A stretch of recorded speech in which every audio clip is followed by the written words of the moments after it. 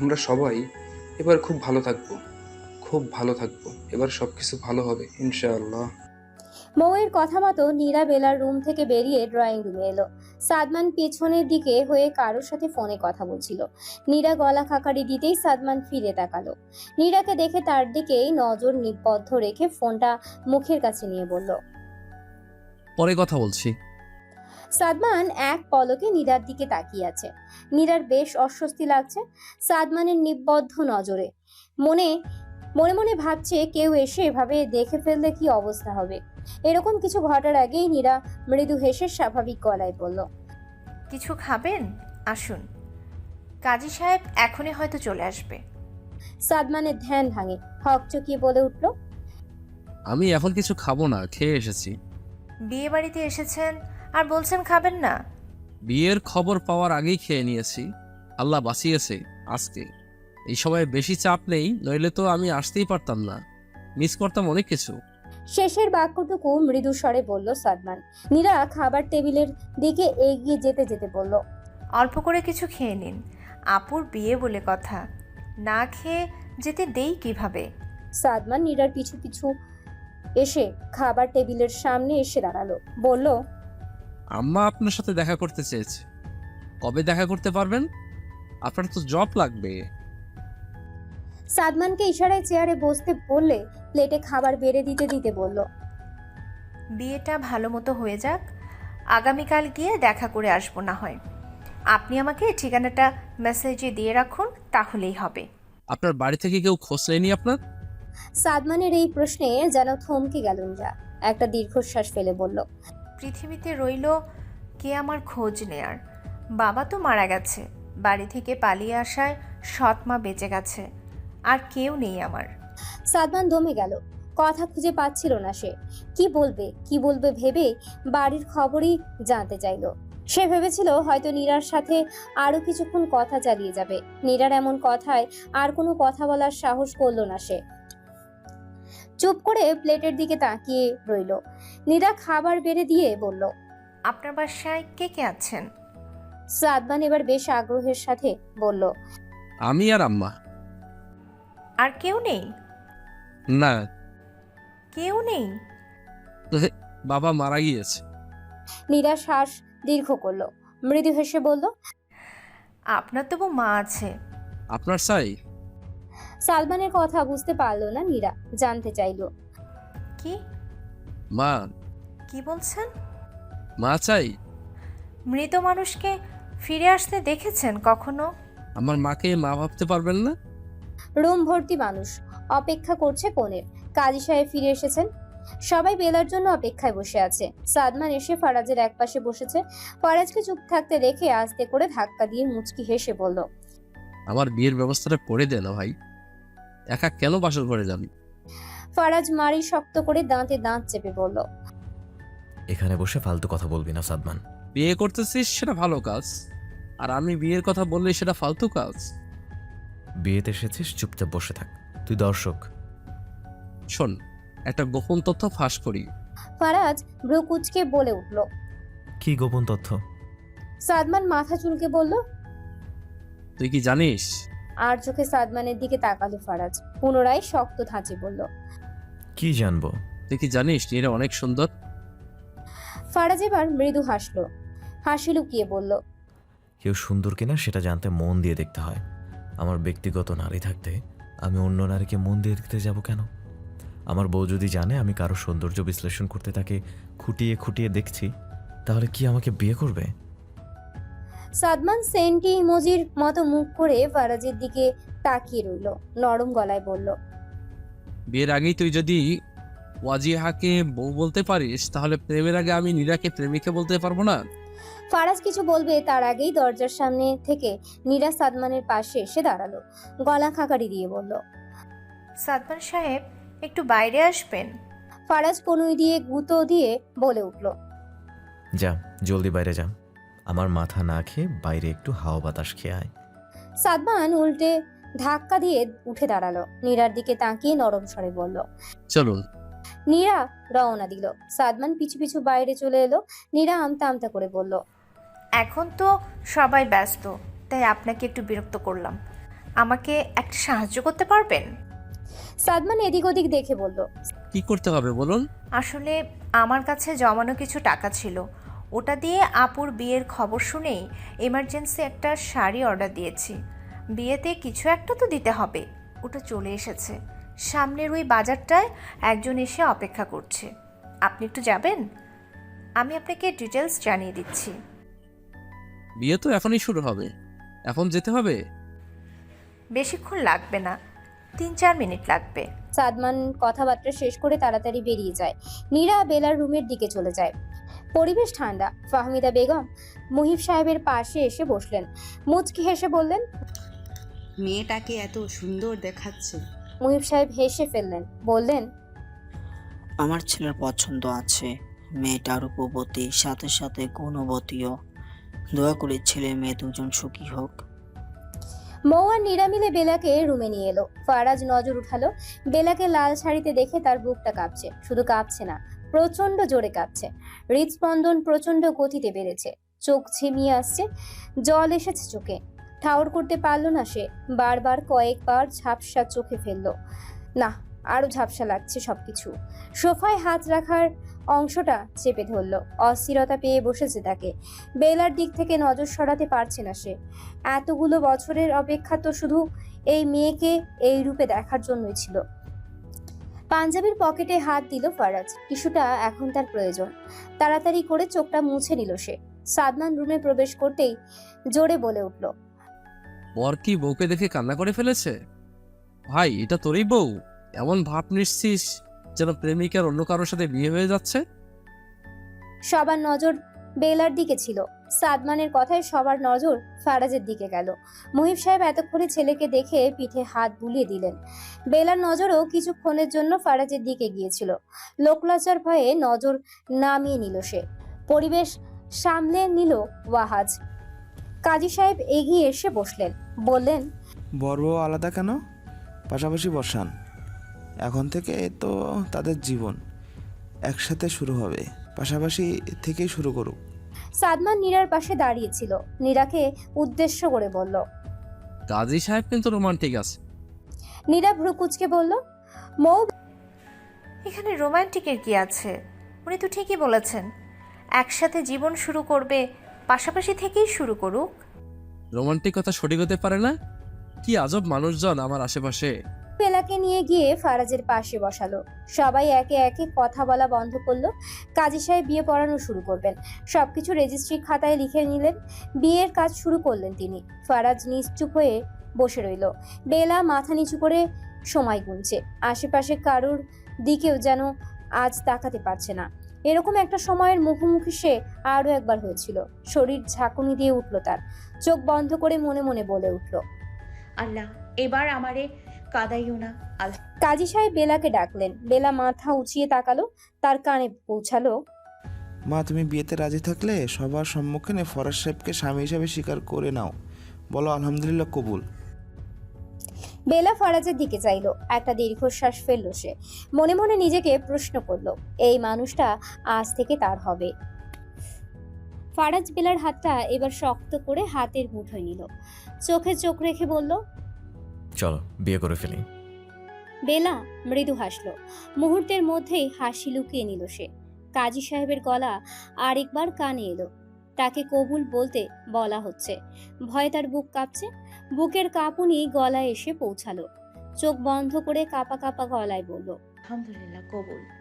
বেলার স্বর কানে পৌঁছতেই আপনা আপনি ওষ্ঠ প্রসারিত হলো সবার। ফারাজ প্রাপ্তির হাসি হাসলো।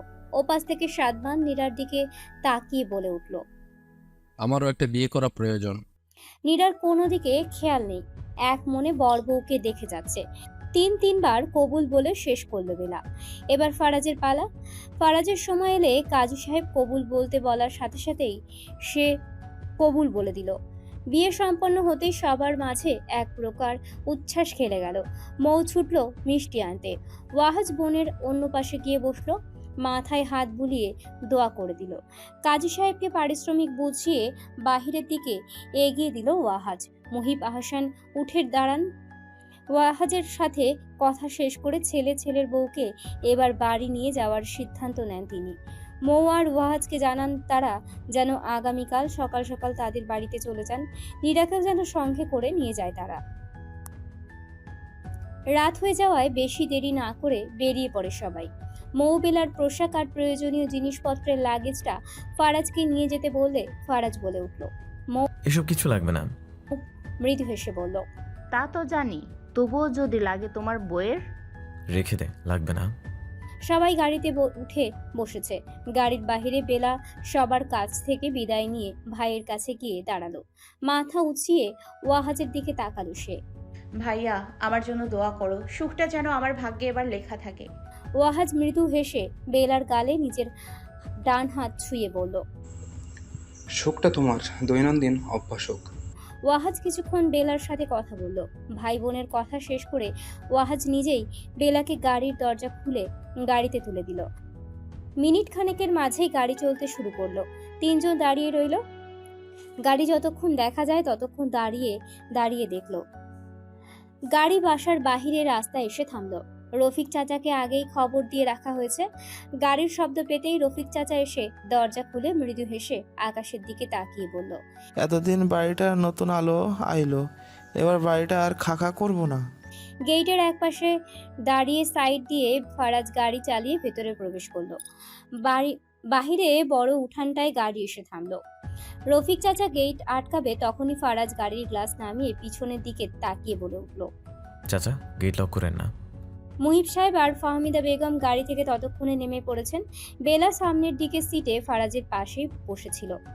ফারাজের উক্ত কথায় তার দিকে তাকালো সে। রফিক চাচা সেখানেই দাঁড়িয়ে রইলেন।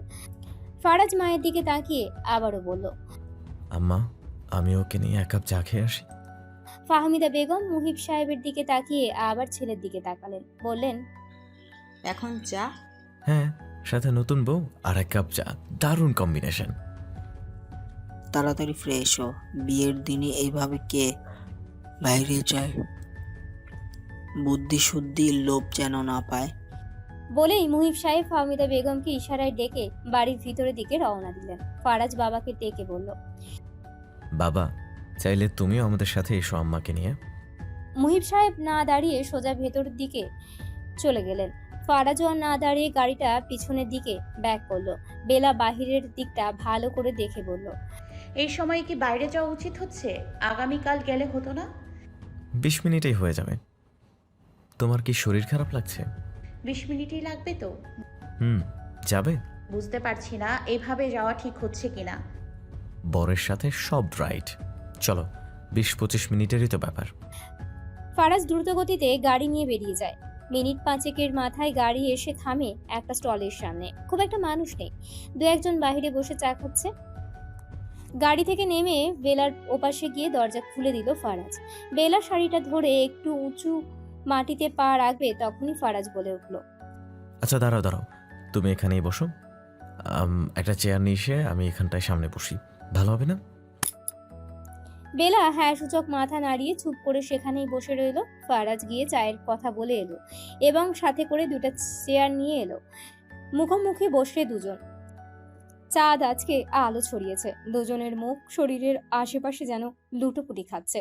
ফারাজ বেলার চোখে চোখ রাখলো। এখানে দুইটা চাঁদ, একটা প্রাকৃতিক আর একটা মানবীয়, একটা আকাশের আর একটা আমার, শুধুই আমার। আমার সামনে বসে থাকা চাঁদটা শুধুই আমার, সে শুধু আমার জীবনে জ্যোৎস্নার মতো আলো ছড়াবে। বেলা চুপচাপ ফারাজের কথা শুনছে। ইদানিং সে ফারাজের কথায় তৃপ্তি পায়, মন জুড়িয়ে যায়। মাঝে মাঝে ভাবে পৃথিবীর সব স্বামী কেন ফারাজের মতো প্রেমিক হয়ে উঠতে পারে না। প্রতিটা স্বামী যদি শুরু থেকেই জীবনের শেষ অবধি স্ত্রীর প্রেমিক হয়ে থাকতে পারত, তাহলে হয়তো এত বিচ্ছেদ হতো না। ফারাজ আবারও বলে উঠল, আজ তুমি আমার হয়ে গেলে, কি শান্তি। তোমার যে আকাঙ্ক্ষার কিছু আর আমার ছিল না। আজ মনে হচ্ছে পৃথিবীর সব আমি পেয়ে গেছি। আজ থেকে সময়টা শুধু আমার, আমার আর আমার, অনলি মাইন। চা এলো। চাওলা 2 কাপ চা নিয়ে ফারাজের পাশে চেয়ারে রাখতে রাখতে বলল, আব্বাই কি নতুন বিয়া কইরা বনি আইলেনি? ফারাজ মৃদু হেসে মাথা নাড়ল। লোকটি একগাল হেসে দিল, বলল, আল্লাহর কাছে কই, আল্লাহ আপনাকেও ভালো রাখুক। খুব ভালো রাখুক। লোকটি চলে গেলেই ফারাজ এক কাপ চা বেলার দিকে এগিয়ে দিয়ে বলল, নাও, এটা মটকা চা, এখানকার স্পেশাল চা এটা। সাবধানে ধরো, অনেক গরম। আমি ঠান্ডা করে দেবো একটু? বেলা হো হো করে হেসে উঠল, হাসতে হাসতে বলল, আমি কি বাচ্চা নাকি? বাচ্চা নাও, আদরের বউ, বউদের আদরে রাখতে হয়। আমি ঠান্ডা করে খেতে পারবো, দিন। বেলা চায়ের কাপটা নিয়ে বলল। আপনি তখন কাঁদছিলেন কেন? ফারাজ বুঝতে না পেরে জিজ্ঞেস করলো, কখন? আমাকে যখন আপনার পাশে বসানো হলো তখন দেখলাম কাঁদছেন। ওটা আপনাকে পাওয়ার খুশি, ওটা কান্না না। আমাকে কেউ এত ভালোবাসবে এটা আমি কখনো কল্পনাও করতে পারিনি। যেগুলো কল্পনাও অসম্ভব ছিল সেগুলো এখন আমার বাস্তব। চারপাশে শোরগোল শোনা যাচ্ছে। ফারাজ পিছনের দিকে তাকাতেই বুক কেঁপে উঠল তার। জলদি উঠে দাঁড়ালো সে, চায়ের কাপটা হাতে রেখেই বলে উঠল, ওয়াজিহা, গাড়ির দরজা লক করে দাও প্লিজ। চারিদিকে চেঁচামেচি বেড়েছে। বেলার বুক কেঁপে উঠল, বলে উঠল, আপনি প্লিজ তাড়াতাড়ি গাড়িতে উঠে আসুন। ফারাজ থেমে গেল, হঠাৎ কিছু মনে হতেই বলল, আপনার ডান হাতের ওদিকে আমার লাইসেন্সকৃত রিভলভার আছে, ওটা দিন আমাকে। বেলা তাড়াহুড়ো করে সেটা বের করে ফারাজের হাতে দিয়ে দিল।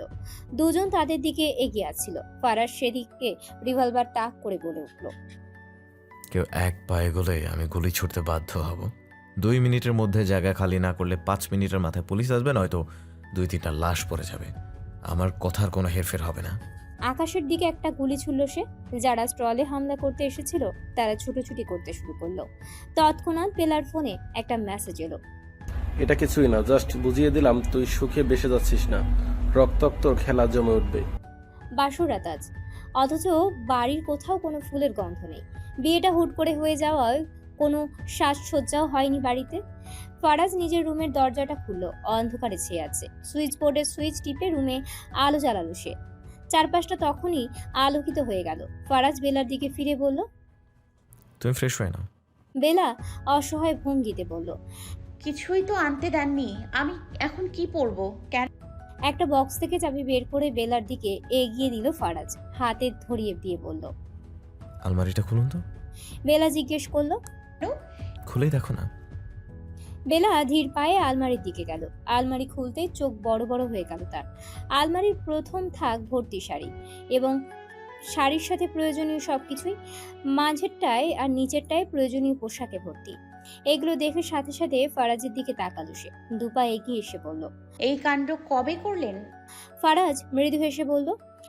তুমি ফেরার মাসখানেক আগে। বেলা হেসে ফেলল। এই মুহূর্তে হাসি পেল তার।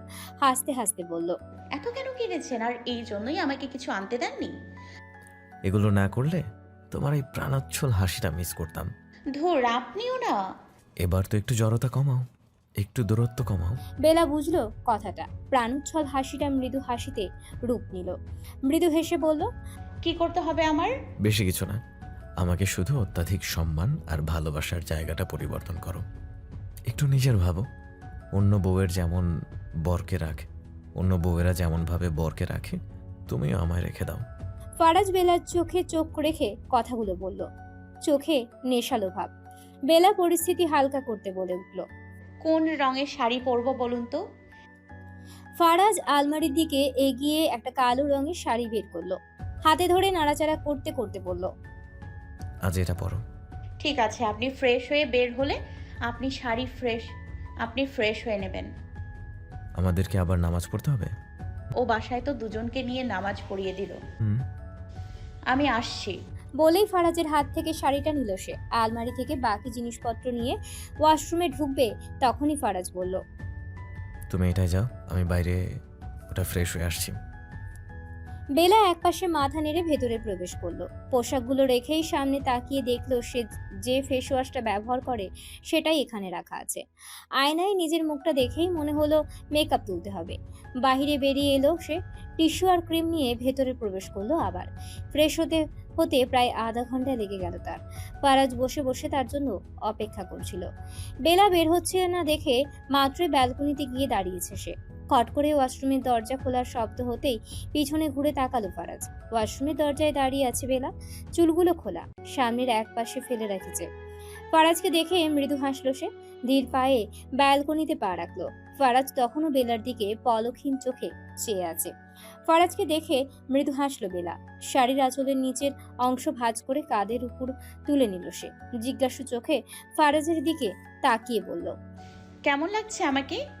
ফারাজ আনমনে বলে উঠল, একদম আমার বউয়ের মতো লাগছে। ফিক করে হেসে ফেলল বেলা। ফারাজ সাথে সাথেই ডান হাতটা বুকের বাঁ পাশে চেপে ধরল।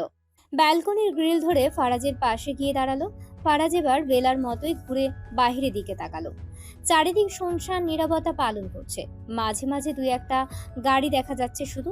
ফারাজ পাশেই একটা গোলাপের টব রাখা। গাছে 4টা ফুল ফুটেছে। সপ্তাহখানেক ধরে 2টা পূর্ণ আকার পেয়েছে, একটা মাঝারি আর একটা সবে মাত্র কলি থেকে ফুলের পাপড়ি বের হতে শুরু করেছে। বড় 2টা ফুলের মধ্যে থেকে একটা ফুল ছিঁড়ে নিল সে। ফুলটা বেলার কানে গুজে দিতে উদ্যত হলো।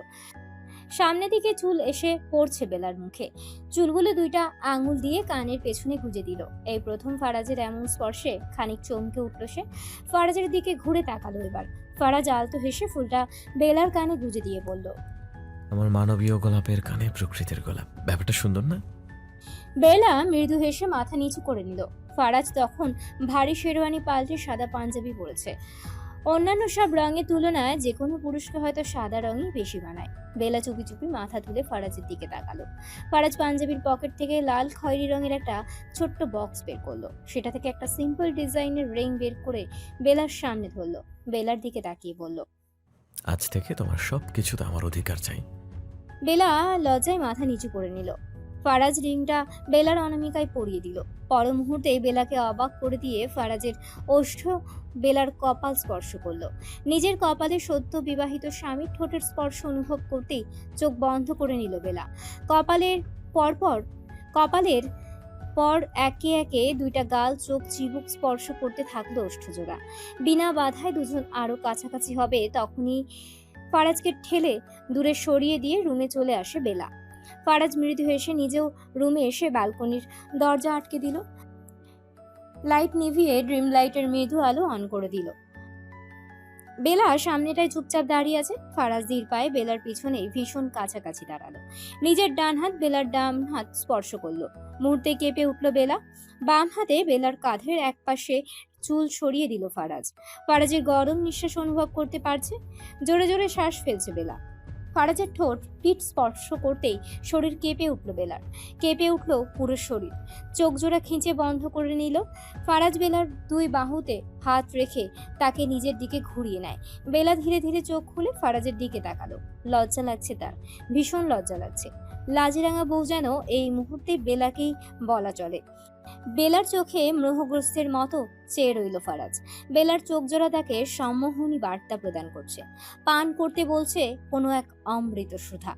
বশীভূত হওয়ার ন্যায় নিজেকে বেলার আরো সন্নিকটে এগিয়ে নিল। চোখ থেকে চোখ ছড়ে ঠোঁটে অবস্থান করলো। চোখ জোড়া বন্ধ হলো। বেলার কোমরে হাত দিয়ে টেনে নিজের সাথে মিশিয়ে নিল ফারাজ। দুজন ভেসে চলল এক অনন্য দুনিয়ায়, যেখানে শুধু সে আর বেলা ছাড়া তৃতীয় কোনো সত্তা নেই, কোথাও কেউ নেই। বেশ কিছুক্ষণ পর নিজেকে ফারাজের কাছ থেকে ছাড়িয়ে নিল বেলা। ফারাজ তখনও মোহগ্রস্ত। বেলার দিকে তাকালো। বেলার দিকে নেশালো চোখে চেয়ে আছে। ফারাজ এবার বেলার হাত ধরে আবারও নিজের কাছে টেনে নিল। গালে লেপ্টে থাকা চুলগুলো আঙুলের সাহায্যে কানের পাশে গুঁজে দিল। নরম গলায় বলল, বেলা কিছু বলল না, মাথাটা নিচু করে নিল। ফারাজ ধরে নিল মৌনতার সঙ্গ দেওয়ার লক্ষণ। চকিতে বেলাকে চমকে দিয়ে এক ঝটকায় কোলে তুলে নিল। মুচকি হেসে বলল, চলো দাম্পত্য জীবন শুরু করা যাক। বেলা ফারাজের বুকে মুখ গুজল। ফারাজ বেলাকে দেখে পুনরায় হেসে অশ্রু প্রসারিত করল। শাশুড়িকে রান্নাঘরে দেখে বেলা নিজেদের রুম থেকে বেরিয়ে রান্নাঘরের দিকে আসে। বেলাকে রান্নাঘরের দরজায় দেখে ফাহমিদা বেগম মৃদু হেসে বললেন, ঘুম হলো? বেলা ধীর পায়ে রান্নাঘরে প্রবেশ করল। ফাহমিদা বেগমের পাশে গিয়ে দাঁড়ালো। মৃদু গলায় বলল, আমি উঠেছি অনেকক্ষণ আগেই। ফজরের পর আর ঘুম ধরে না কোনো মতেই। নামাজ শেষ করে শেলফ থেকে একটা বই নিয়ে পড়ছিলাম। কয়েকবার বাইরে বেরিয়ে দেখেছি আপনি বের হননি, তাই আমিও রুমেই বসেছিলাম। ফাহমিদা বেগম রুটি বানাতে বানাতে বললেন, তোমার এত তাড়াতাড়ি উঠতে হবে কেন? বিছানায় গিয়ে শুয়ে থাকলেই ঘুম ধরে যেত। রান্নাঘরে তোমার কোনো কাজ নেই, রুমে গিয়ে বসে থাকো, যাও। বেলা ফাহমিদা বেগমের দিকে তাকিয়ে বলল, আন্টি আমাকে কোনো কাজ দিন না প্লিজ। আজকে আপনাকে কাজ করতে দেখলে আমার ভালো লাগবে না। আমি থাকতে আপনি কেন কাজ করবেন? ফাহমিদা বেগম কাজ বন্ধ করে বেলার দিকে তাকালেন, গম্ভীর স্বরে বললেন, আন্টিকে আম্মা ডাকতে হবে, এটাই আপনার কাজ, এটাই শেষ করুন। বেলা ফাহমিদা বেগমের এক হাত আলতো স্পর্শ করে বলল, মা বললে হবে না? অনেকদিন মা ডাকি না। সামান্য কথাতেই ফাহমিদা বেগমের চোখে জল নেমে এলো। চোখে জল রেখেই মৃদু হেসে বেলাকে নিজের বুকের সাথে জড়িয়ে নিলেন, মাথায় হাত বুলিয়ে বললেন, তোমার যা ইচ্ছা দেখো। মা না থাকার কি যন্ত্রণা সেটা তারাই বোঝে যাদের মা নেই। কি একটা ভারী বোঝা বয়ে বেড়াতে হয়। পৃথিবীতে এত মানুষের ভিড়ে মায়ের শূন্যতা তবুও শেষ হয় না। তোমার মায়ের মতো ভালো হতো হয়তো বাঁচতে পারবো না, কিন্তু তুমি আমার মেয়ের মতোই থাকবে, আর কোনো কষ্ট তোমার নাগাল না পাক। বেলার বুকটা মোচড় দিয়ে উঠল। মনে পড়ল গতকালের মেসেজের কথা। মনে প্রশ্নের উত্থান ঘটল, কে আবার তার ক্ষতি করতে চাইছে? কেনই বা চাইছে? এরকম মেসেজ কল করার কারণ কি হতে পারে? হেলাফেলা করে ভুল করছে না তো? বেলা ফাহমিদা বেগমের বুক থেকে মাথা তুলে সোজা হয়ে দাঁড়ালো। ফাহমিদা বেগম এদিক ওদিক তাকিয়ে চোখটা মুছে নিলেন। বেলা সবকিছু ভুলতে একটা দীর্ঘ নিঃশ্বাস ফেলল, বলল, মা বাবা কোথায়, ঘুমোচ্ছেন? ফাহমিদা বেগম দুদিকে মাথা ঝাঁকিয়ে বললেন, সে চা খেতে গিয়েছে। বাবা বাসায় চা খায় না? স্টলে অনেকে থাকে, সবার সাথে দেখা সাক্ষাৎ হয়, তার ভালো লাগে। বাসায় তো আর এই রকম পরিবেশ পান না, তাই ওখানেই যায় সকাল সন্ধ্যা। বেলা নরম কণ্ঠে বলল, আপনার ছেলে ঘুম থেকে উঠে কখন? ফারাজ ও 9:30টার দিকে হাসপাতালে চলে গেছে। 8:30টার দিকে উঠে ফ্রেশ হয়ে নাস্তা করে চলে যায়। তাহলে উনিও বাদ। আমি আর আপনি প্রতিদিন চায়ের আসর বসাবো, আমাদের ভালো সময় যাবে। আগামীকাল থেকে হবে। এবার 1 কাপ চা করে ফরাজকে ডেকে তুলো গিয়ে। ফাহমিদা বেগম মুচকি হেসে বেলার গাল টেনে দিয়ে বললেন। বেলা যখন রুমে এলো তখন 8:20 বাজে। ফারাজ তখনও ঘুম থেকে ওঠেনি। বেলা চায়ের কাপটা সাইড বক্সে রেখে ফারাজের পাশে গিয়ে বসলো। কি বলে ডাকবে সেটাই ভেবে পাচ্ছে না। এদিকে দেরি করলেও চা ঠান্ডা হয়ে যাবে ভেবে ফারাজের মাথায় আলতো করে হাত রেখে নিচু স্বরে ডাকতে থাকলো। ফারাজ ডাক শুনে চোখ পিটপিট করে তাকালো বেলার দিকে। বেলার দিকে তাকিয়ে মুচকি হেসে ঘুম জড়ানো গলায় বলল, কটা বাজলো? বেলা ঘড়ি দেখে জবাব দিল, 8:30 বাজতে 5 মিনিট বাকি। ফারাজ বিছানার পিছনের দিকে সরে গিয়ে হাত বাড়িয়ে বলল, এই 5 মিনিট তুমি আমার পাশে শুয়ে থাকবে, এসো। চকিতে আরো একটু দূরে সরে বসলো বেলা। ফারাজের দিকে তীক্ষ্ণ নজর রেখে বলল, আপনি উঠুন জলদি, চা ঠান্ডা হয়ে যাচ্ছে। পরে চাটা শরবত মনে হবে। মা রান্নাঘরে আছে, হেল্প করতে হবে আমার। ফারাজ বেলার হাত ধরে এক ঝটকায় নিজের সন্নিকটে নিয়ে এলো। দুজনের নিঃশ্বাসের মিলেমিশে একাকার হয়ে যাচ্ছে। খোপা করে রাখা চুলগুলো অবিন্যস্ত হয়ে চোখে মুখে লেপটে গেল। ফারাজ নিজের মুখের ওপর থেকে বেলার চুলগুলো আলতো হাতে সরিয়ে দিয়ে বলল, এই চুলের গন্ধে ঘুম আসছে আবার। বউ নিয়ে কি ঘুমাতে পারবো? বেলা ভ্রু উঁচিয়ে বলে উঠল, ছুটি নিন তবে। ছুটি নিলে সবসময় কাছে পাবো? কথাখানা বেলার চোখে চোখ রেখেই বলল ফারাজ। বেলা লজ্জায় অন্যদিকে তাকালো। ফারাজ বেলার ঠোঁটে আঙুল ছুঁয়ে দিতেই বেলা তৎক্ষণাৎ উঠে বসলো। ফারাজ দ্বিতীয়বারের মতো বেলাকে টেনে নিজের পাশে শুয়ে দিল। এক হাত বেলাকে ভেদ করে ওপাশের বিছানায় ঠেকলো। ফারাজের দু বাহুতে বন্দি হলো বেলা। ফারাজকে এগুতে দেখে চোখ বন্ধ করে নিল সে। বেলাকে চোখ বন্ধ করতে দেখে থেমে গেল ফারাজ। ঠোঁট টিপে হাসতে থাকলো বেলাকে দেখে। ফারাজের আর কোনো স্পর্শ না পেয়ে আস্তে আস্তে চোখ খুলল সে। বেলা চোখ খোলার সাথে সাথেই ফারাজ এবার ফিক করে হেসে ফেলল। সরে গিয়ে বলল, তুমি কি ভেবেছিলে তোমাকে চুমু দিব? রাতে দিলাম, হয়নি, আরো লাগবে? ফারাজের কথা কানে পৌঁছাতেই চোখ বড় বড় হয়ে যায় বেলার। লজ্জায় কান দিয়ে গরম ধোঁয়া বের হতে শুরু করছে যেন। তার মনে হচ্ছে মাটি ভাগ হয়ে যাওয়ার মুখ্য সময় এটাই। বেলাকে গোল গোল চোখে তাকিয়ে থাকতে দেখে ফারাজ আবারও দুষ্টুমি মিশ্রিত গলায় বলে উঠল, কোথায় দিব বলো? গালে নাকি ঠোঁটে? আর কটা লাগবে? একবারে বলে দাও, ক্ষণে ক্ষণে দিতে পারবো না। আমিও তো মানুষ নাকি? বেলা চোখ মুখে বিস্ময় ভাব ফুটিয়ে পড়ল। থামবেন আপনি? কি সব বলে যাচ্ছেন তখন থেকে? লজ্জা লাগছে না আপনার? ফারাজ চাপা গলায় বলল। বিয়ের পর সব স্ত্রী বুঝে যায় পৃথিবীর সব পুরুষ তার স্ত্রীর কাছে একটা নির্লজ্জ প্রাণী। তুমিও বুঝে যাবা। শুধু কথায় কথায় চিৎকার দিও না। বাসায় বাবা আর আম্মাও আছেন, ওনাদের কাছে আমি খুবই ভদ্র। তুমি এরকম চিল্লাচিল্লি করলে কোনো উপায় না পেয়ে পাশের ফ্ল্যাটে শিফট হতে হবে। এটা কিন্তু খারাপ দেখায়। বেলার মুখটা যেন দমকা হাওয়ায় বাতি নিভে যাওয়ার মতো দপ করে নিভে গেল। অসহায় ভঙ্গিতে বলল। প্লিজ ছাড়ুন, রান্নাঘরে যাই। কোনো বাধা বিপত্তি ঘটল না। ফারাজের বাঁধন আলগা হলো। কথা শেষ হতেই ছেড়ে দেওয়াতে বেলার কেমন সন্দেহ হলো। পুনরায় নিচু স্বরে বলল। রাগ করলেন?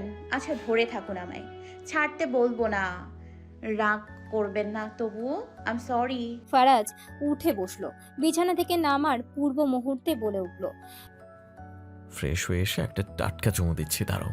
বেলা অসহায়ের মতো কপালে হাত রাখলো। ফারাজ কিছুক্ষণ স্থির চোখে বেলার দিকে তাকিয়ে থেকে আবারও বলল। শুধু চুমুতে হবে তো? আবার জড়িয়ে ধরার আবদার করবে না তো? আমি আবার নরম মনের মানুষ কিনা দেখা গেল তোমার আবদার ফেলতে পারলাম না। বিস্ময় যেন বেলার চোখে মুখে লেগে আছে। সকালে বেহিসাবি লজ্জায় কাটবে কে জানতো। সে ভ্রুযুগল শটান বিস্তৃত করে বলল। যাবেন আপনি? ফারাজ উঠে দাঁড়াতে দাঁড়াতে বলল। যেতেই তো চাইছি, টানছো কেন? টানছি মানে? মনে মনে ঠিকই বলছো, থেকে যেতে। আমি সেটা অনুভব করতে পারছি। বেলা এবার লজ্জায় মাথা নিচু করে ফেলল। ফারাজ ঠোঁট টিপে হাসি আটকে বলল। ফারাজের কথা শেষ না হতেই বেলা উঠে ফারাজের মুখে হাত চেপে ধরল। চোখ ছোট ছোট করে অসহায় কণ্ঠে বলল। প্লিজ কিছু চাইবো না, এবার তো যান। আমাকে এই একদিনে লজ্জায় মেরে ফেলবেন না, আমি তাকাতে পারছি না।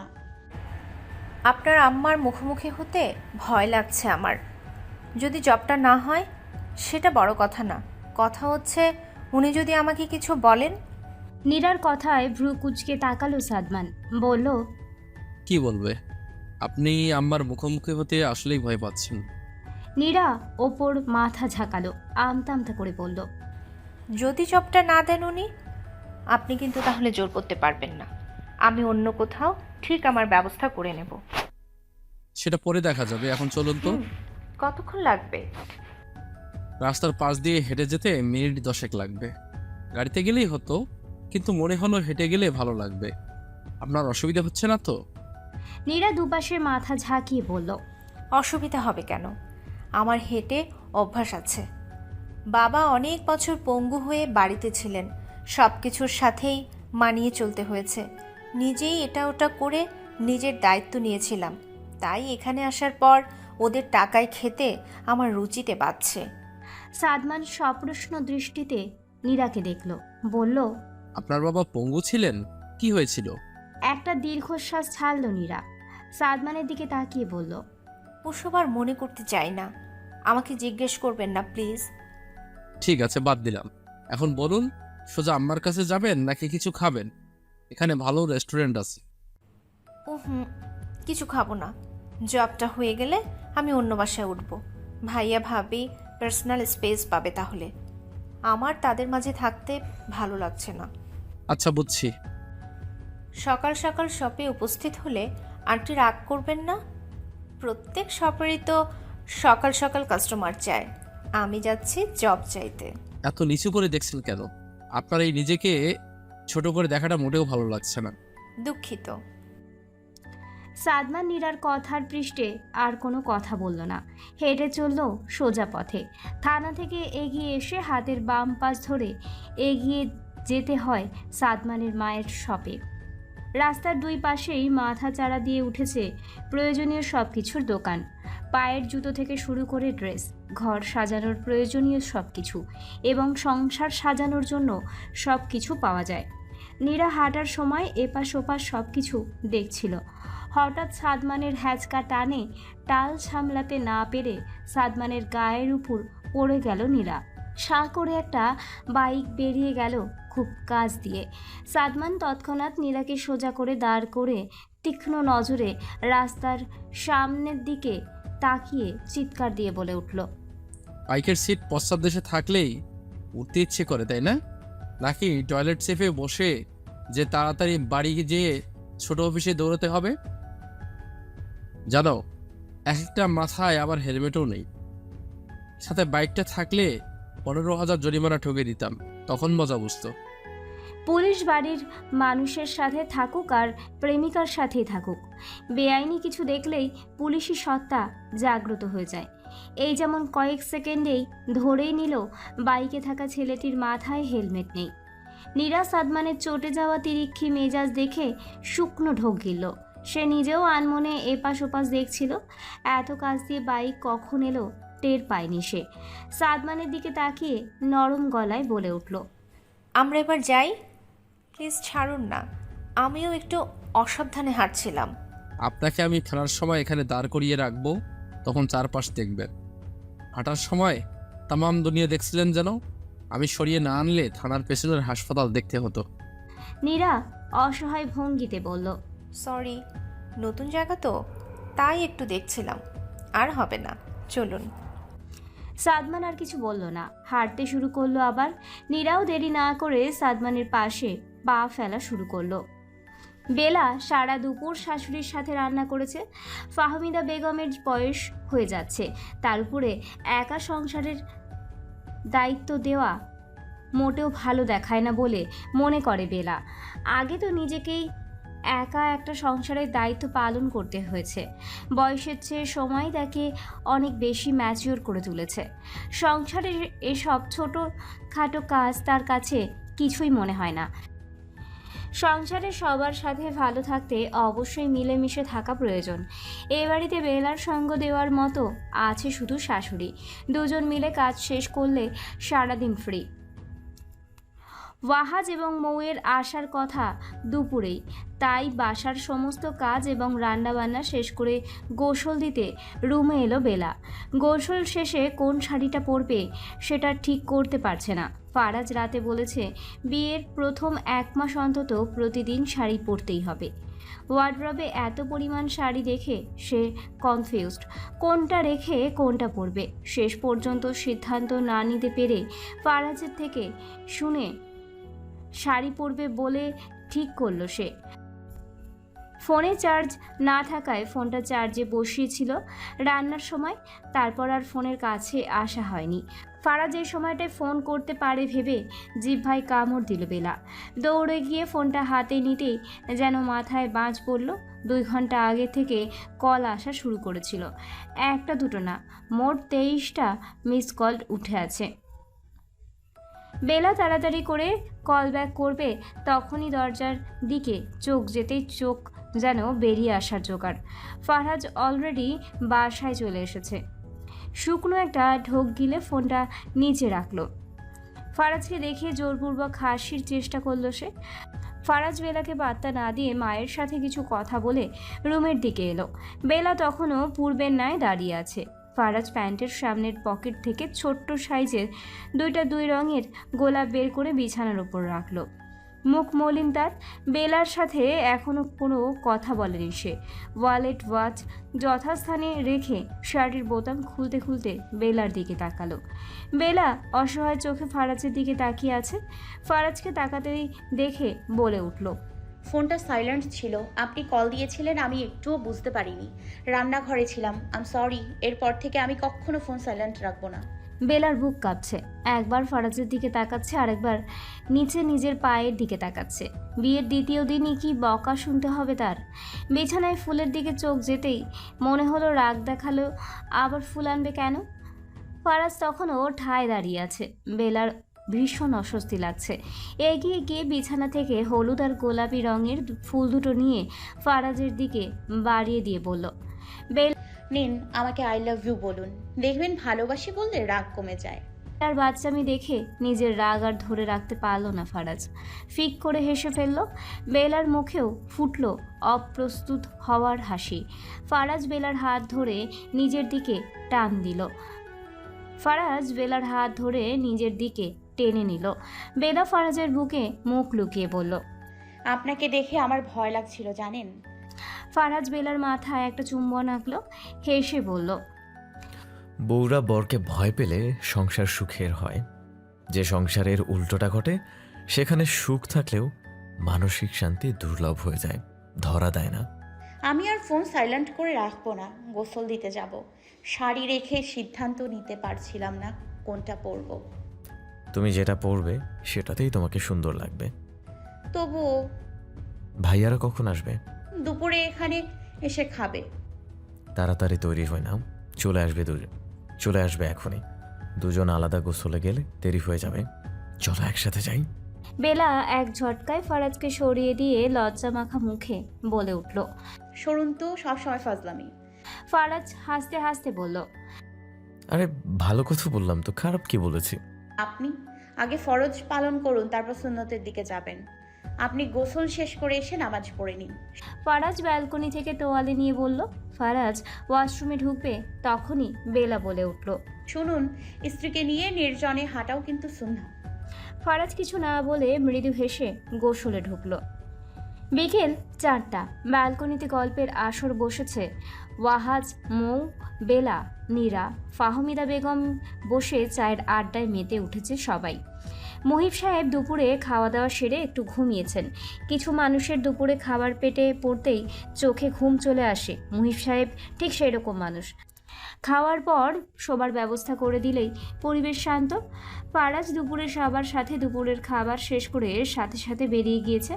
সবার সাথে শুধু সাক্ষাৎ এবং ভালো মন্দের খোঁজ নেওয়া সম্ভব হয়েছে তার পক্ষে।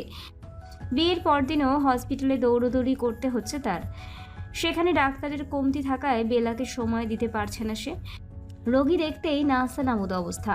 তার উপর দুপুর 2:30 থেকে 8:30 পর্যন্ত চেম্বারে বসতে হয় তাকে। তারপর হসপিটালে আরেকবার ঘুরে বাসায় ফিরতে হয়। যেদিন কোনো অসুবিধা থাকে না সেদিন 9টার মধ্যেই বাড়ি ফিরে যায়। কিন্তু রোগীর চাপ থাকলে 10:30, 11টা বাজা কোনো ব্যাপারই না। দুপুরে খাওয়া দাওয়া শেষ করে হসপিটালে গিয়ে শুধু একটাবার কল করে বেলাকে পৌঁছে যাওয়ার কথা জানিয়েছিল। তারপর 2-1টা টেক্সট। হুট করেই অচেনা সেই নাম্বার থেকে কল চলে আসায় বুক কেঁপে উঠল বেলার। মুখের রং বিবর্ণ হয়ে গেল তার। ঘন ঘন চোখের পাতা ফেলতে থাকলো। এদিক ওদিক তাকিয়ে চকিতে কলটা কাটলো সে। সবার চোখ এড়িয়ে গেল ব্যাপারটা। সবার আড্ডা চলছে। এমন সময় ওয়াহাজ ফাহমিদা বেগমকে উদ্দেশ্য করে বলল, আম্মা, গ্রামের ওই বাড়িটাই সবাই মিলে একদিন গেলে হয় না?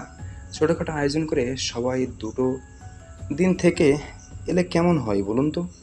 অনেক দিন কোথাও যাওয়া হয় না। ওয়াজিহা আর ফারাজের বিয়ে উপলক্ষে এবার যাওয়া যেতেই পারে।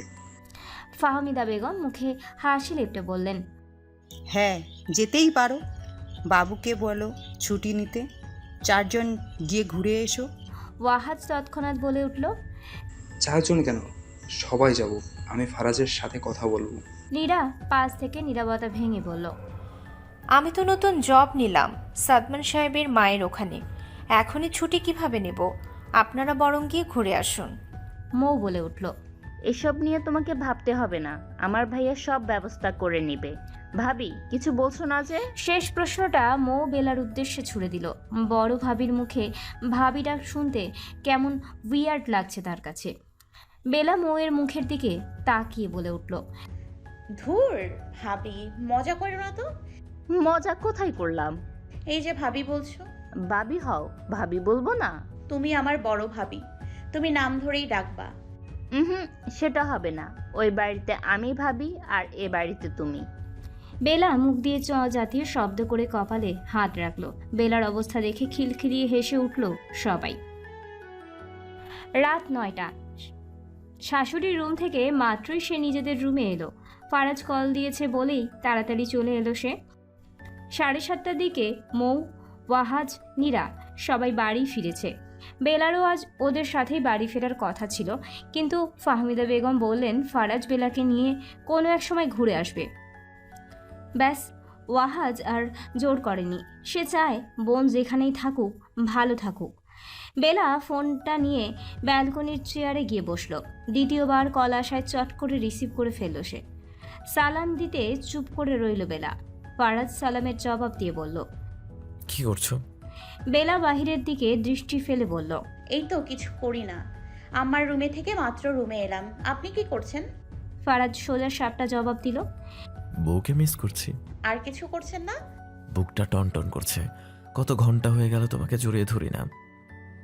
দুপুরে আসার সময় সবাই থাকায় তোমাকে তো কাছেই পেলাম না। আসবেন কখন? তুমি যদি বলো তাহলে এখনই। সত্যি করে বলুন। 10 মিনিট পর রেজিস্টার খাতায় সিগনেচার করে বেরিয়ে আসবো। ঠিক আছে, আসুন। শাড়ি পরে আছো? আপনি তো বলেছিলেন শাড়ি পরেই থাকতে হবে। কষ্ট হচ্ছে? আমার অভ্যেস আছে। আপনি জলদি চলে আসুন। বউ, আমাকে মিস করছো?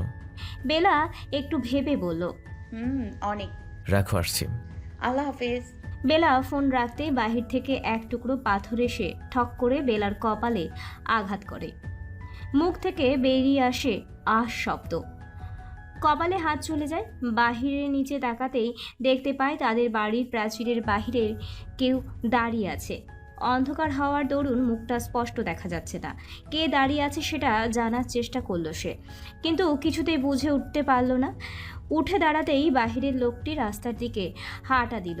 মেঝেতে চোখ যেতেই টের পেল সাদা কাগজের টুকরো সেখানে পড়ে আছে। সাথে সাথে সেটা হাতে তুলে নিল সে। হাতে নিয়ে বুঝতে পারল বাহিরের সাদা কাগজ থাকলেও ভেতরে এক টুকরো বড় পাথর। পাথরের গা থেকে সাদা কাগজটা ছাড়িয়ে নিল সে। ভেতরে কিছু লেখা স্পষ্ট হলো। পড়তে থাকলো বেলা। লেখাটা পড়েই ভ্রু কুঁচকে গেল তার। ভয়ে বুক কাঁপছে না এবার। সে কয়েকবারের ঘটনায় বেশ বুঝতে পেরেছে কেউ তাদের ক্ষতি করতে চাইছে এবং সেটার আগে ভয় দেখিয়ে মজা নিচ্ছে। এখন বেলা যদি ভয় পায় তাহলে তাদের মজার খোরাক হয়ে যাচ্ছে সে। কে হতে পারে বিষয়টা ভাবতেই তিনজনের নাম মাথায় আসে তার। এবার সবকিছু শুধু নিজের মধ্যে লুকিয়ে রাখাটা যেন রিস্কি লাগছে তার কাছে। ব্যালকনি তার এক মুহূর্ত দেরি না করে রুমে চলে আসে। ব্যালকনির দরজা আটকে সেখানে ঠায় দাঁড়িয়ে থাকে কিছুক্ষণ। হাতের ফোনের দিকে তাকিয়ে ভাবতে থাকে ওয়াহাজকে কল করে সব জানাবে কিনা। ভাবনার সমাপ্তি ঘটিয়ে ওয়াহাজকে সব বলবে বলে ঠিক করলো বেলা। ভাইয়ের নম্বর খুঁজে বের করে কল করবেই তখনই অচেনা আরেকটা নম্বর ভেসে উঠল ফোন স্ক্রিনে। বেলা নির্দ্বিধায় কলটা রিসিভ করলো, কারণ সে জানে তাকে এবার হুমকি দেওয়া হবে। এ খেলার ছক সে বুঝে গিয়েছে। বেলা হ্যালো বলতেই ওপাশ থেকে জবাব এলো। তোর ভাইয়ের আয়ু আমার হাতে, যদিও তোর হাতেও একটু আছে, কারণ তুই তোর ভাইয়ের থেকে লুকিয়ে রাখলে সে কয়েকদিন বেশি হাতে পাবে, বাঁচতে পারবে। তুই বলে দিলেই সব বুম শেষ। বেলা ফিচেল হেসে বলল, আয়ু তো আল্লাহর হাতে। প্রথমত শিরক করে ফেললি, দ্বিতীয়ত নিজেকে খুব বড় খেলোয়াড় ভেবে নিয়েছিস। বেলাকে চিনলেও নতুনভাবে সৃষ্টি হওয়া ওয়াজিহাকে চিনিসনি। কিসের জন্য পিছে লেগেছি সেটা এখনো বুঝতে পারছি না। অনেকের বাড়া ভাতে ছাই দিয়েছি তো, তাদের মধ্যে তুই কে? কি করেছিলাম তোর? ওপাশের ব্যক্তিটি ক্ষিপ্ত গতিতে বলে উঠল, বয়স কত হলো তোর? 28? তাহলে 10-11 বছর বয়সের কথা চিন্তা কর। বের কর আমি কে, কি করেছিলি তুই আমার সাথে। তোর ভাইকে আমি বাঁচতে দেব না, মানে দেব না। আজ হোক কাল হোক তোর ভাইকে মারবই। নিজের জানের ভয়ে কম সময় তো বিদেশ থাকেনি। এই দেশের মাটিতেই তোর ভাই জান দেবে। প্রতিনিয়ত বিষ খেলেই বেঁচে থাকে, কজন বা প্রাণে বাঁচে। বেলা কিছু বলবে তখনই কলটা কেটে গেল। কল ব্যাক করেও লাভ হলো না। ক্রোধ চেপে বসলো যেন। ফোনটা বিছানায় ছুঁড়ে ফেলে দেওয়ালে একটা আঘাত করলো সে। পরেক্ষণে কিছু একটা ভেবে দৌড়ে গিয়ে ফোনটা হাতে নিল। দেরি না করে ওয়াহাজকে কল করলো সে। কলটা প্রথমবারই রিসিভ হলো। ফোন হয়তো ওয়াহাজের হাতেই ছিল। বেলা চাপা শ্বাস ফেলে বলল, ভাইয়া কথা আছে। বেলা সচরাচর ওয়াহাজের সাথে সালাম দিয়ে কথা বলে, কিন্তু আজ সেটার বিকল্প দেখে একটু অবাক হলো ওয়াহাজ। ঠিক আছিস তো বোন? গলা এমন শোনাচ্ছে কেন? ভাইয়া, আমাদের কালো অতীত সামনে আসতে চলেছে। আমাদের সেই কালো অতীতের সম্মুখীন হতে হবে। এত বছর পর আবার কেন ভাইয়া? ওয়াহাজ উঠে দাঁড়ালো। মৌরুমে আসায় সে ইশারায় আসছি বলে বাহিরের দিকে বেরিয়ে এলো। আলতো গলায় বলল, কি হয়েছে? ভাইয়া, এর আগে আমার ফোনে একটা মেসেজ আর কল এসেছিল। কেউ বলেছিল সে ফিরে এসছে, বদলা নেবে, কাউকে ছাড়বে না। আজ যে ঘটনা ঘটলো এটার পর আর আমি চুপ থাকতে পারলাম না। ওয়াহাজ চোখ মুখে বিস্ময় ফুটিয়ে জানতে চাইল, কি ঘটেছে? আমাকে আগে কেন বলনি তুমি? আর কেউ এসব জানে? ফারাজকে বলছো? বেলা চাপা গলায় বলল, না, কেউ জানে না। কিছুক্ষণ আগে আমি ব্যালকনিতে বসেছিলাম, হঠাৎ একটা পাথর এসে আমার কপালে লাগে। মেঝের দিকে তাকিয়ে দেখি কাগজে মোড়ানো পাথর। খুলে দেখি সেখানে লেখা আমাদের দুজনের মধ্যে 2 মাসের মধ্যে কেউ মারা যাবে। বাইরের দিকে তাকিয়ে আমি কাউকে দেখেছি ভাইয়া। আমি স্পষ্ট না দেখলেও বুঝেছি সেটা লম্বা চওড়া দেহের কোনো পুরুষ ছিল। ভাইয়া, আমার চিন্তা হচ্ছে। ভাবনায় পড়ে গেল ওয়াহাজ। দাঁত দিয়ে নখ কেটে থুতু করে ফেলে বলল, নাম্বার আমাকে পাঠাও। আর তুমি একদম চিন্তা করবে না। মানুষ ভয় দেখিয়ে তখনই সফল হয় যখন ভয় দেখানো ব্যক্তি ভয় পায়। নিজেকে শান্ত করো। এসব নিয়ে তুমি একদম ভেবো না। আমি সব দেখছি। সাদমানকে দিয়ে খোঁজ নিচ্ছি। বেলা ওয়াহাজকে 2টা নম্বর পাঠিয়ে দিল। সারা রুম পায়চারি করছে সে। কিছুতেই মাথা থেকে যাচ্ছে না ঘটনাগুলো। কপালটাও একটু ব্যথা করছে। হঠাৎ কলিং বেলের আওয়াজ হতেই বুকটা কেঁপে উঠে বেলার। মনে পড়ে ফারাজের আসার কথা। এখন বুকে হাত দিয়ে নিজেকে ধাতস্থ করে নিল সে। ফারাজকে কিছু বুঝতে দেওয়া চলবে না। ডিভোর্সি মেয়েকে হয়তো কোনোভাবে ভালোবেসে বিয়ে করা সম্ভব, কিন্তু তার অতীতের সবটা সামনে এলে সংসার আদৌ টিকবে তো? ভেতর থেকে আরেকটা দীর্ঘ নিঃশ্বাস বেরিয়ে এলো বেলার। শ্বাস টেনে নিজেকে স্বাভাবিক করে নিল সে। মনে মনে সিদ্ধান্ত নিল, সেবার যা করেছিল এবার প্রয়োজনে ভাই বা নিজেকে বাঁচাতেও আরও একবার কোনো এক নর্দমার কীটকে শেষ করবে সে। অতীতের রূপে আবারও ফিরে যাবে সে। দুনিয়া ভালো মানুষকে কদর করে না। খারাপ হয়ে যদি নিজেদেরকে রক্ষা করা যায়, অন্যের চোখে ভয় দেখা যায়, তবে সেরকম খারাপ হওয়া দোষের কিছু না ভেবে মৃদু হাসল বেলা। বেলার প্রচণ্ড মাথা ব্যথা করছে। অনেকদিন স্ট্রেস ফ্রি থাকার পর আজ হঠাৎ এত চিন্তা মাথায় চেপে বসেছে। সব কিছু যেন অসহ্যকর লাগছে তার। ফারাজ এসে ফ্রেশ হতে ঢুকেছে। বেলা ফোনটা হাতে নিয়ে নাড়াচাড়া করছে। বিছানায় বসে আছে সে। কি হবে এরপর সেটাই চিন্তা করছে। কে হতে পারে লোকটি? এই চিন্তা তার মাথা থেকে কিছুতেই যাচ্ছে না। প্রচণ্ড মাথা ব্যথায় মনে হচ্ছে এখনই মাথার এবং ঘাড়ের শিরা উপশিরা ছিঁড়ে যাবে। বারবার কপালের পাশে ঘষছে সে। দরজায় খট করে আওয়াজ হতেই সেদিকে তাকালো বেলা। ফারাজ ফ্রেশ হয়ে বেরিয়েছে। বেলাকে চুপচাপ বসে থাকতে দেখল সে। মুখে হাসি নেই। বেলার মলিন মুখ দেখে বলল। বেলা হাসার চেষ্টা করলো। হাসি ভেতর থেকে আসছে না। প্রাণোচ্ছল হাসিটা কেমন জোরপূর্বক হাসিতে রূপ নিয়েছে। বেলা বলল, কিছু হয়নি তো? এমনি কিছু হয়নি তো? এমনি একটু মাথা ব্যথা অনুভব করছি। মনে হচ্ছে কপালের রগটা ছিঁড়ে যাবে। ফারাজ চকিতে এগিয়ে এলো বেলার দিকে। পাশে বসলো। মাথায় হাত রেখে বলল, প্রচণ্ড ব্যথা করছে? বেলা হ্যাঁ সূচক মাথা নাড়ালো। বলল, সত্যি বলতে সহ্য করতে পারছি না, কান্না পাচ্ছে। বেলার কথা শুনে ফারাজের মুখ মলিন হয়ে গেল। বেলার থেকে একটু দূরে সরে বসলো। বলল, আমার কোলে মাথা রাখো। খেয়েছো কিছু? না, আপনার জন্য অপেক্ষা করছিলাম। নরম গলায় বলল বেলা। চোখ দুটো লাল হয়ে গেছে তার। একটু পর হয়তো টপ টপ করে পানি ঝরবে। ফারাজ বলল, কোলে মাথা রেখে একটু শো, আমি মাথা টিপে দেই। একটু ভালো লাগলে দেন খাবার খেয়ে মাথা ব্যথার জন্য একটা ওষুধ খেয়ে নিলে ঠিক হয়ে যাবে হয়তো। আপনি আমাকে ওষুধটাই দিন, খেলে ঠিক হয়ে যাবে। আমি মাথা টিপে দিতে পারি না আমার বউয়ের। বেলা আমতা আমতা করে বলল, সেটা কেমন দেখায় না? লাগবে না আমার। কেমন দেখায়? খারাপ দেখায়। বর বউয়ের মাথা চেপে দেয়, এটা বাইরের কেউ জানলে কি বলবে? কে জানবে?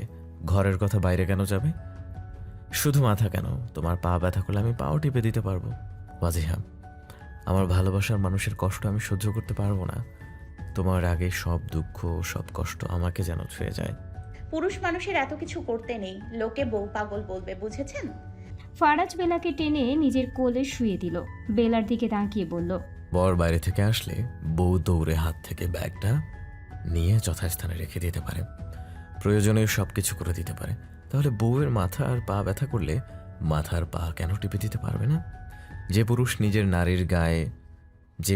নিজের নারীর পায়ে হাত দিতে গেলে সম্মান মাথা চারা দিয়ে ওঠে, সে পুরুষকে কাপুরুষ বলা যেতেই পারে। নারীর পায়ে হাত দিলে সম্মানহানি হয় না, বোঝাপড়াটা স্ট্রং হয়। একে অপরের প্রতি নির্ভরতা বাড়ে। বেলা আর কিছু করলো না। ফারাজ মাথা টিপে দিতে শুরু করলো। বেলা চোখ বন্ধ করে নিল। শান্তি অনুভব করতে শুরু করলো সে। বেলার ঘুম ভাঙতে ভাঙতে সকাল 8:30। ঘুম ভাঙতেই ঘড়ির দিকে চোখ দেখতেই আটকে উঠল সে। বুকটা কেঁপে উঠল। এত দেরি হলো কিভাবে কিছুই বুঝতে পারছে না। তাড়াতাড়ি করে বিছানা থেকে নামলো। পায়ের জুতোটা পরে বাহিরের দিকে আসতেই রান্নাঘরে ফারাজকে এবং মুহিব সাহেবকে দেখল সে। ফারাজকে কিছু বলে মুহিব সাহেব বাইরে বেরিয়ে গেলেন। বেলা ধীরে ধীরে রান্নাঘরের দিকে পা বাড়ালো। যাওয়ার পথে শাশুড়ির রুমের দিকে একটু উকি দিল সে। দেখলো ফাহমিদা বেগম কারোর সাথে ফোনে কথা বলতে ব্যস্ত। সুযোগ পেয়ে বেলা রান্নাঘরে চলে গেল। ফারাজ চা বানাতে ব্যস্ত। বেলাকে দেখে বলল, এখন কেমন লাগছে তোমার? বেলা গোবরা মুখ করে বলল, আপনি আমাকে ডাকেননি কেন? আমি এত বেলা অবধি ঘুমোচ্ছি, এই বিষয়টা কেমন দেখালো? মা কি ভাবলো? ফারাজ বেশ স্বাভাবিক গলায় বলল, মাকে বলেছি রাতে মাথা ব্যথার জন্য ঘুমোতে পারেনি ঠিক মতো। মা কিছু মনে করবে না। আপনি হাসপাতালে যাবেন না? না, আজ ছুটি নিয়েছি। বেলা অবাক হলো, জিজ্ঞেস করলো, ছুটি কেন নিয়েছেন? আপনারও শরীর খারাপ লাগছে? ফারাজ চায়ের কাপে চা ঢেলে বেলার কানের কাছে মুখ নিয়ে বলল, আজ বউকে সময় দিব, তাই ছুটি নিয়েছি। বিয়ে হলো কিন্তু বউ তো আমাকে কাছেই পাচ্ছে না, বউ কিছু বলছেও না, তাই আইন এবার নিজের হাতে তুলে নিয়েছি। বেলা মৃদু হাসলো, সহাস্যে বলল, আপনিও না? আমি যাই, ফ্রেশ হই। যাও, আম্মাকে চা দিয়ে আমি আসছি। চা খাবে তো তাই না? বরের হাতের চা মিস করতে চাই না। ফারাজ হাসলো। বেলা সেখানে আর দেরি না করে সোজা রুমের দিকে চলে গেল। ফারাজ নিজের কাজে আবার ব্যস্ত হয়ে পড়ল। নীরা আর মৌ দুজন বসে বসে নাস্তা করছিল। আজ থেকে নীরা সাদমানের মায়ের শোরুমে জবে জয়েন করবে। সকাল সকাল যেতে হবে সেখানে। মৌকে খোশ মেজাজে দেখে নীরা মিটিমিটি হাসলো। নীরা আগ্রহ দমাতে না পেরে জিজ্ঞেস করেই ফেলল, ভাবি, কিছু হয়েছে? আজ একটু বেশি খুশি খুশি লাগছে তোমাকে।